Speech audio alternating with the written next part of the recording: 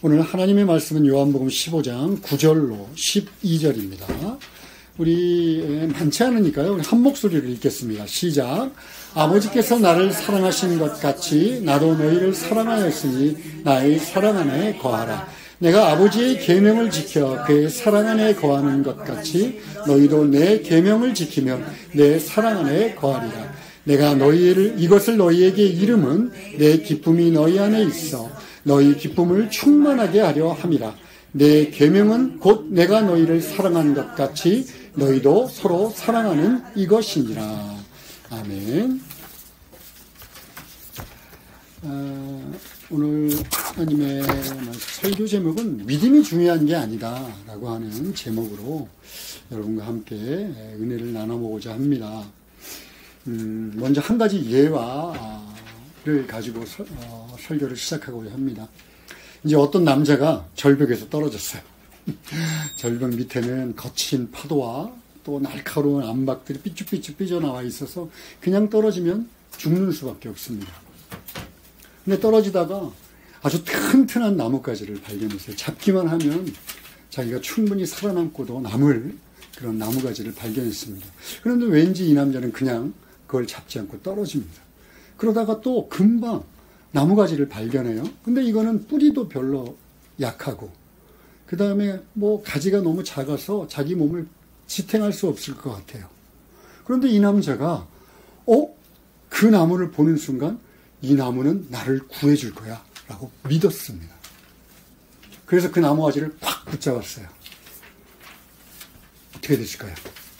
그 결과는 여러분들에게 맡기겠습니다. 또 여러분 또 한 가지 생각해 봅시다. 여러분들 비행기를 타보신 적이 있으시죠?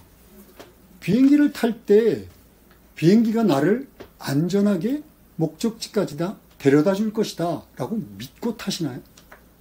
그렇죠? 믿습니다. 그죠? 어떤 확실한 근거를 제시할 수는 없지만 이 비행기가 그동안 상식적으로 생각할 때 난 떠났고 나를 목적지까지는 데려다 줄 거야 하고 믿으니까 그런 추측에 가까운 믿음을 갖고 비행기를 아무 생각 없이 타는 거예요. 또 여러분도 식당에서 식사들 하십니까? 외식들 하세요? 외식을 할 때 주방에서 나한테 이 독국물을 넣어갖고 나를 죽일 거야 이런 생각을 가지고선 식사를 해보신 분이 있나요? 상식적으로 그냥 맛있는 음식으로 나쁜 음식 아니고 파는 거니까 좋은 걸로 나를 대접할 거야 라는 생각으로 돈을 내고 사 먹습니다. 그런데 만약에 우리들의 믿음이 배반하는 결과가 나오면 비행기 사고가 난다든지 어떤 놈이 나쁜 생각을 가지고 독국물을 넣는다든지 그러면 우리들이 믿느냐 안 믿느냐와 상관없이 그 결과는 재앙입니다. 오늘 저는 여러분들과 함께 우리들이 입에 늘 달고 다니는 믿는다, 믿음이라고 하는 것에 대해서 함께 생각해 보려고 합니다. 앞서 얘기했지만 믿는다 하고 하는 것은 사실 좀 주관적이에요. 아까 그 나무를 가지를 잡느냐 잡지 않느냐처럼 내가 주관적인 판단을 내리거나 아니면 자신의 판단에 의지해서 믿는 거예요. 그렇죠? 그러니까 믿는다는 행위는 어쩌면 추측일 수도 있고 그냥 그럴 거라고 하는 막연한 생각일 수도 있습니다. 그런 의미에서 믿는 데 있어서 정말 중요한 것은 무엇을 믿느냐예요. 어떤 것을 믿느냐. 믿음의 대상이 내가 믿는다는 행위보다도 훨씬 더 중요하고 믿음을 좌우합니다.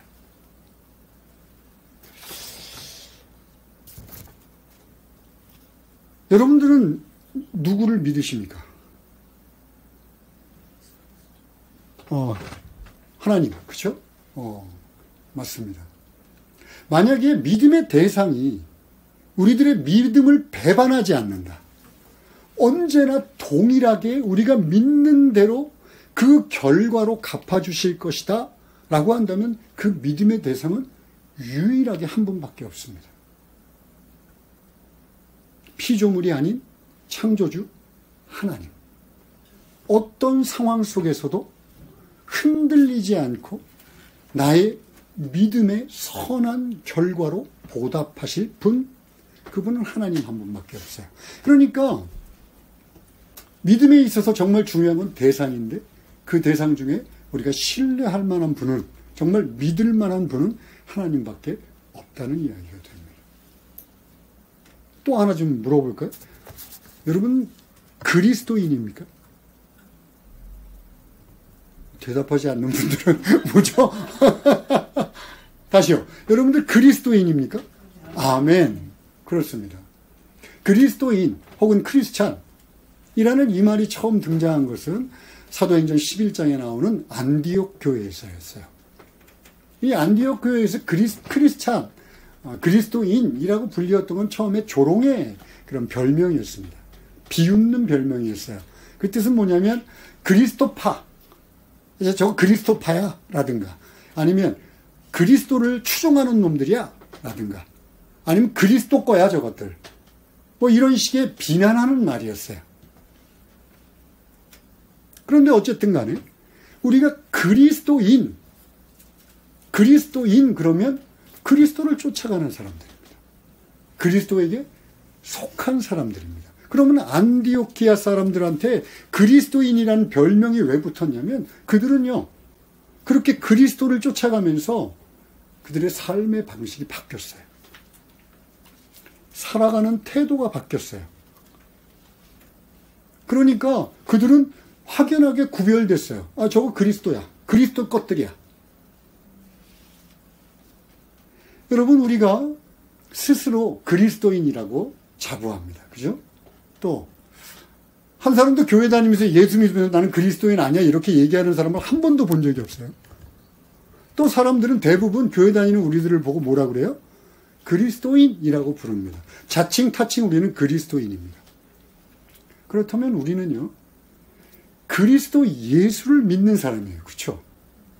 그러니까 하나님을 믿는다라고 하지만 사실은 그리스도 예수를 통해서 하나님 아버지를 믿는 자들입니다. 그리스도 예수를 통해서 성령 하나님을 경험하는 자들입니다. 성부, 성자, 성령을 믿는 사람들입니다. 그렇다고 이제 너무 긴장하지 마시고, 오늘 내가 신학적으로 그 어려운 삼위일체론을 여러분들과 함께 하고 싶은 생각은 전혀 없습니다. 그런데 우리가 예수를 믿는 사람이다라고 하면 분명하게 확실하게 정리해야 될 게 있어요. 우리는 예수가 나의 믿음의 대상이다라는 것입니다. 그렇다면 믿음의 대상인 예수는 어떤 분이셔야 되냐면 우리의 믿음의 대상이 되기에 합당하신 창조주 하나님이셔야 합니다. 그렇죠? 오직 유일하신 창조주 하나님만이 우리들의 믿음을 배반하지 않는다라고 미리 얘기했기 때문에 그래요. 여러분은 예수님께서 하나님이심을 믿습니까? 성경을 보면 예수 그리스도는 스스로 자신이 하나님이라는 그런 뉘앙스를 풍기거나 스스로 말씀하신 경우가 굉장히 많아요. 그 중에 한 가지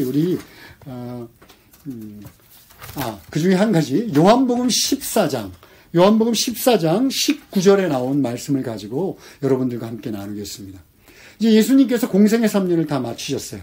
제자들과 오랫동안 같이 지냈습니다. 이제 최후의 만찬을 하는 자리에서 제자 빌립이 이렇게 물어봅니다.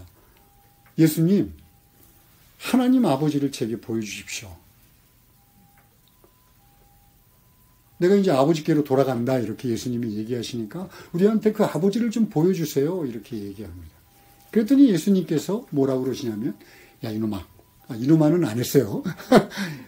야, 너희가 이렇게 오랫동안 나와 함께 있으면서 나를 알지 못하느냐? 나를 본 자는 이미 아버지를 보았다. 무슨 말인가요? 그렇죠. 나는 하나님과 동등하며 내가 곧 하나님이다 라고 스스로 선언하십니다. 그리고 예수님께서 죽으시고 묻히시고 부활하시고 승천하신 이후에 남겨진 교회는 모두가 입을 하나로 합쳐서 예수 그리스도야말로 하나님이시다라고 고백합니다. 돌아가신 예수님이 33년, AD 30년경에 돌아가셨는데 이미 40년, 50년, 60년경에 예수야말로 하나님이시다라고 고백합니다. 그 중에 하나가 고로새서 1장 15절, 19절입니다. 제가 읽겠습니다. 15절. 그는 보이지 아니하는 하나님의 형상이요. 즉 우리가 하나님은 눈에 보이지 않지만 예수 그리스도야말로 눈에 보이게 오신 하나님이시다라는 이야기예요. 모든 피조물이 있기 전에 존재하셨던 분이시다라고 이야기합니다. 19절입니다. 아버지께서 성부, 성자, 성령 중에 성부 하나님께서 자신의 모든 하나님의 신적인 충만함으로 예수 안에 거하고 계신다. 이것이 바로 교회가 예수 그리스도를 향해서 고백했던 내용입니다. 자, 여기서 한번 정리해 볼까요? 여러분, 믿음은 믿는 행위 자체가 중요한 것이 아니라 무엇을 믿느냐가 중요합니다. 그렇죠? 그리고 우리의 믿음의 대상일, 우리의 믿음을 배반하지 않고 믿음의 결과를 항상 선하고 바르게 대답하시고 응답하실 분은 오직 피조물이 아닌 창조주 하나님뿐이십니다. 그렇죠? 세 번째, 우리는 그리스도인입니다. 그리스도인은 예수 그리스도를 믿는데 이 예수 그리스도가 정말 우리들의 믿음의 대상이 되기 위해서는 그분은 창조주 하나님이셔야 합니다. 그런데 지금 본 것처럼 예수 그리스도는 창조주 하나님이십니다. 자, 이 세 가지가 여러분 정리가 되셨나요? 자, 그렇다면 또 하나, 우리가 그리스도 예수를 믿음의 대상으로 삼는 너무나 귀하고 아름답고 감사한 은혜가 있습니다. 여러분, 예수님은 이 땅에 육신을 입고 오셨습니다. 그렇죠?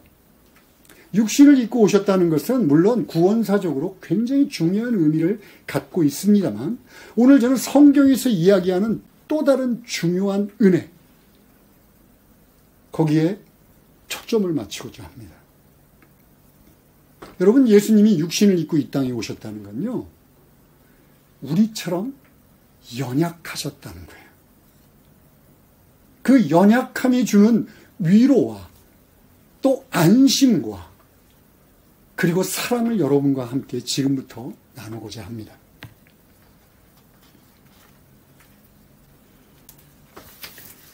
예수 그리스도가 육신을 입고 이 땅에 오셨다는 건요, 저나 여러분처럼 똑같이 연약했어요. 좌절했어요. 고통 중에 힘들어 하셨어요. 시험을 받으셨어요.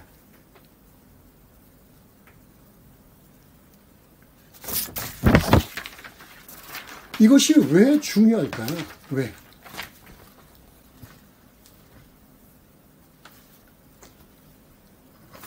우리 히브리서 4장 15절에서 이렇게 이야기합니다. 우리에게 있는 대제사장은 예수 그리스도입니다. 육신을 입고 이 땅에 오신 분입니다. 우리의 연약함을 동정하지 못하실 이가 아니다. 자, 연약함을 하려면 어떻게 해야 됩니까?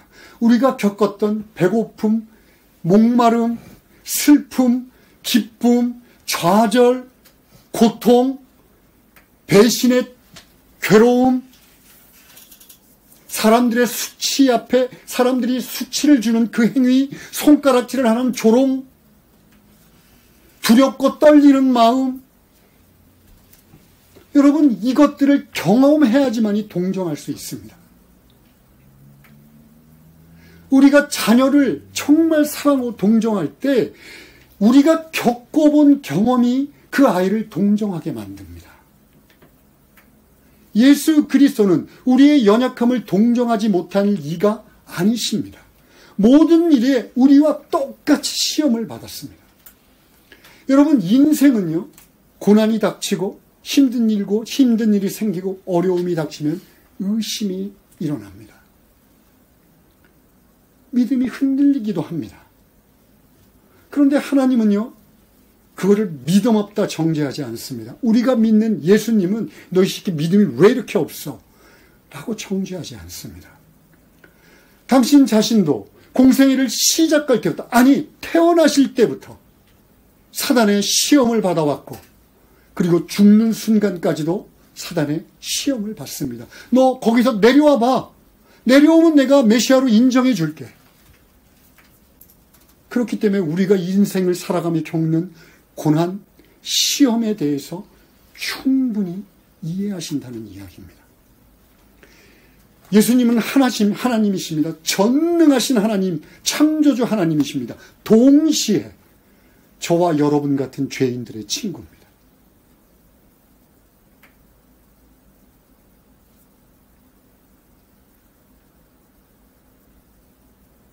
예수님이 부활하시고 나서 도마라고 하는 제자가 믿지를 않아요.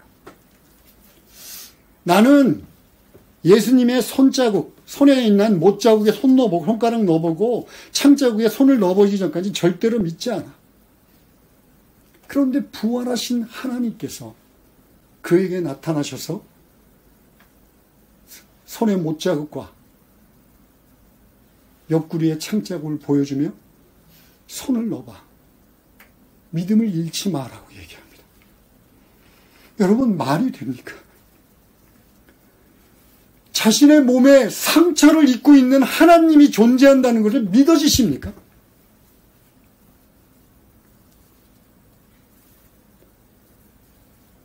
시험당하는 한 인간이 시험에 빠져서 실족하지 않기 위해서 자신의 수치스러운 못자국과 창자국을 꺼리낌 없이 보여주는 하나님이 계시다는 것에 대해서 여러분 믿어지십니까?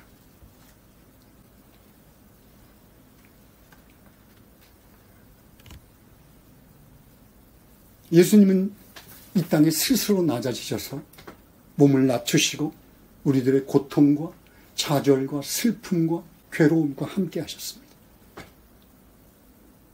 이유는 단 하나입니다. 내가 너희를 사랑한다. 얼마나 죄인들과 함께 하기를 원하셨던지요.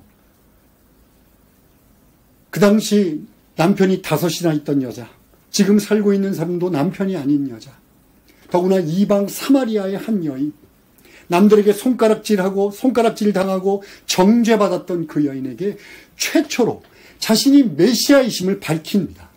여러분, 예수 그리스도가 내가 메시아임을 알리지 말라고 하셨던 그분께서 스스로 자신이 메시아이심을, 그리스도이심을 밝히신 분이 이 이방 여인 죄인이었어요.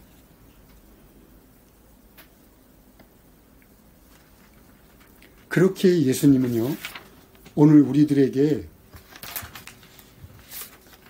이 명령을 하실 수 있습니다. 내가 너희를 사랑했으니까 너희도 나를 사랑해. 내가 먼저 너희를 택해서 너희를 사랑했으니까 너희도 나를 사랑하고 너희들 서로 사랑해.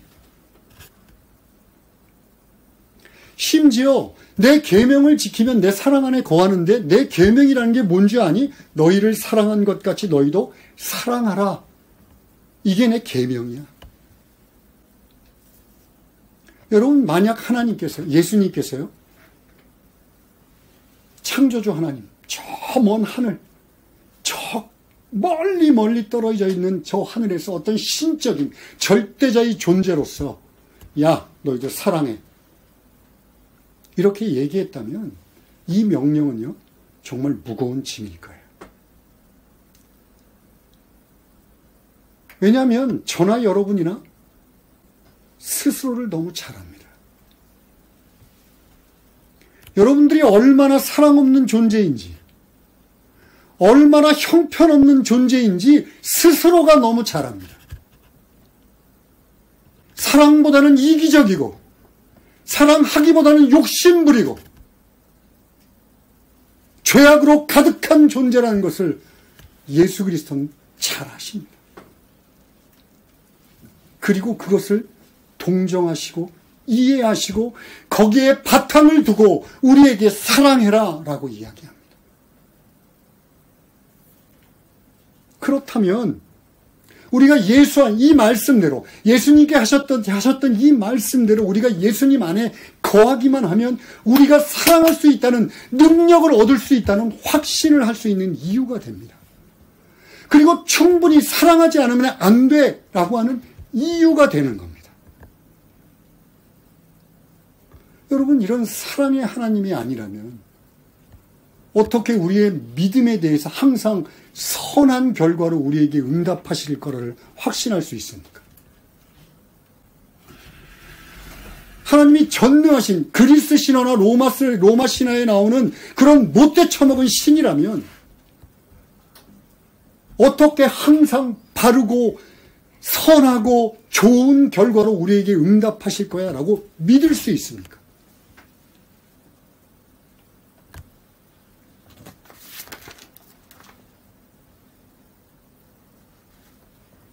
여러분, 믿음은요, 많은 경우 흔들릴 때가 많습니다. 인정하시죠? 저도 인정합니다.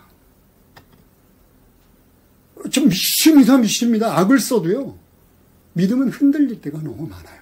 고난이 닥쳐올 때, 절망스러울 때, 아니면 하나님으로부터 멀리 떨어져 있을 때, 내가 믿는 사람인지 아닌지 구별이 안 됩니다.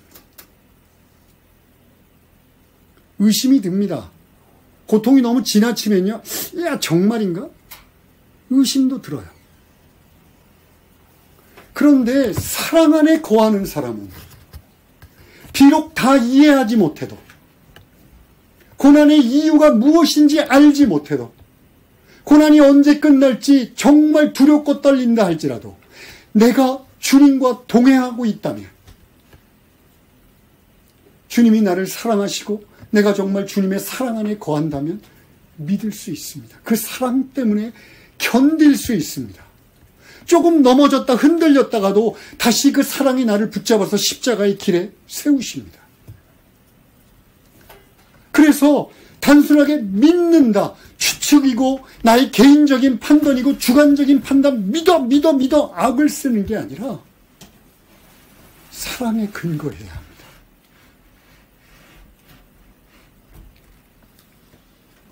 게다가 여러분 보세요. 11절입니다. 내가 이것을 너희에게 이름은 내 기쁨이 너희 안에 있어 너희 기쁨을 충만하게 하려 해. 우리에게 사랑하라고 하는 것은 명령해서 억지로 우리를 얽어매서 노예처럼 부려먹기 위함이 아니라 예수 그리스도가 갖고 있는 기쁨이 있는데 그 기쁨이 너희 안에 충만하기를 원해. 그러니 사랑해. 여러분, 이 기쁨을 어떻게 알 수 있습니까? 여러분들 머리로 알 수 있는 방법은 없습니다. 경험해야 합니다. 내가 정말 예수님을 사랑하고 예수님을 위해서 나의 전부를 드리고 내 형제 자매들을 사랑하고 나의 교회를 사랑하고 넘쳐나는 그 사랑을 가지고 죽어가는 영혼들을 사랑할 때 예수님이 하셨던 나의 기쁨이 무엇인지를 알 수 있습니다.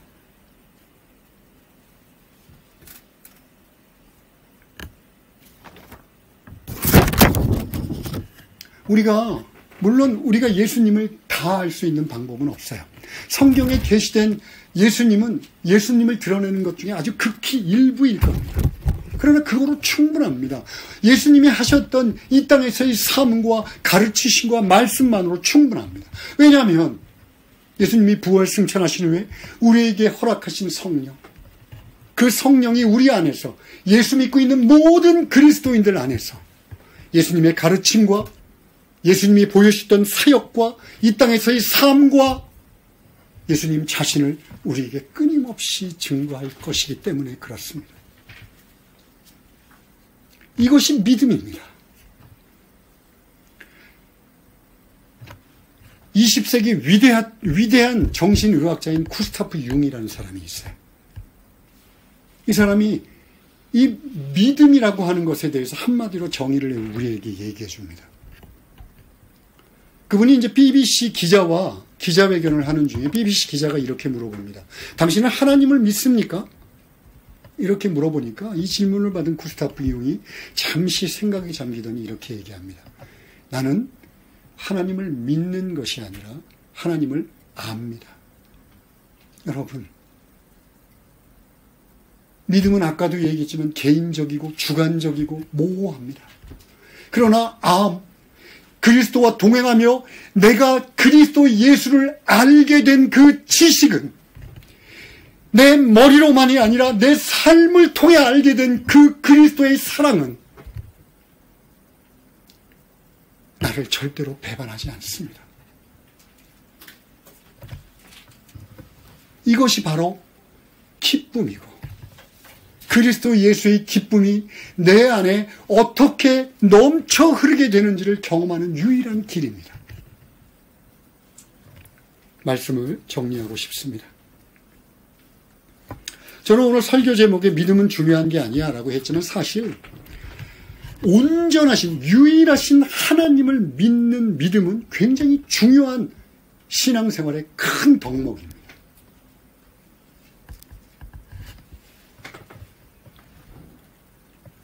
또 우리가 예수 그리스도를 통해서 하나님을 믿는 믿음, 즉 예수 그리스도를 사랑하고 그분과 동행하며 그 안에 거하는 삶이야말로 바른 믿음이다 라고 말씀드렸습니다.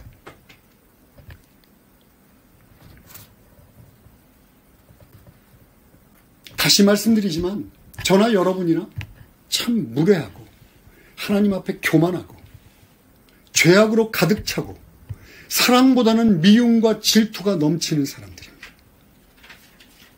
그런데 그리스도 예수께서 이 땅에 오셔서 우리들의 연약함을 채워나셨어요. 우리와 똑같이 시험 받으셨어요. 왜냐하면 동정하고 돕기 위해서입니다.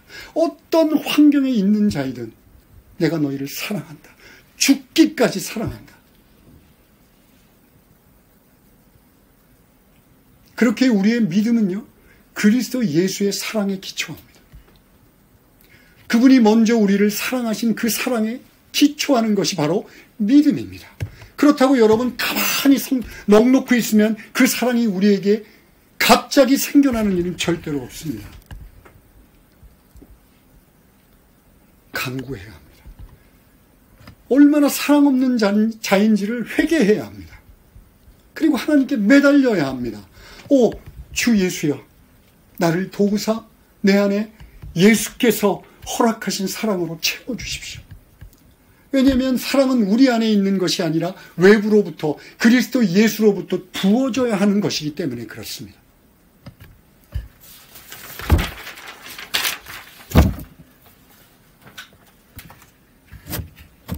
끝으로 여러분, 오늘 우리가 읽은 본문은요, 요한복음 15장, 여러분도 잘 아시는 포도나무 비유의 연속성에 있는 일부분입니다. 예수님이 참 포도나무시고 우리 믿는 자들은 가지입니다. 그런데 가지가 열매를 맺지 못하면 농부이신 하나님께서 그 가지를 제거해버리겠다고 경고로부터 시작됩니다. 그리고 너희가 내 안에 있으면 열매를 맺을 거야 라고 얘기합니다. 보세요. 10절, 내가 아버지의 계명을 지켜 그의 사랑 안에 거하는 것 같이 너희도 내 계명을 지키면 내 사랑 안에 거해. 자, 그렇다면 너희도 역시 서로 사랑하는 열매를 맺게 돼 있어 라고 얘기하는 거예요. 사랑하지 못하면, 사랑의 열매를 맺지 못하면 너희는 열매 맺지 못하는 가지이고, 이 가지는 하나님이신 농부이신 하나님께서 제해버릴 거야 라고 경고의 말씀의 연속 성상입니다.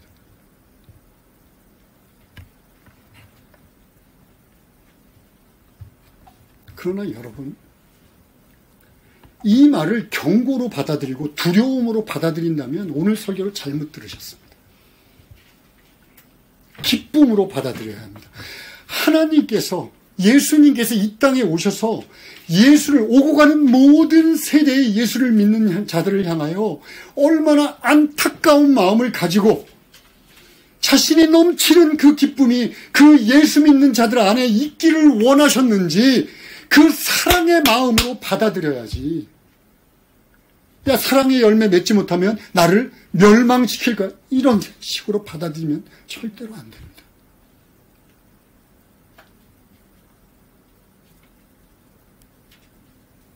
예수를 믿습니까? 그렇다면 사랑의 열매를 맺으십시오. 사랑이 없습니까? 회개하시고 예수님 앞에 무릎 꿇고 기도하십시오. 그 사랑이 내 안에 있기를. 기도하시겠습니다.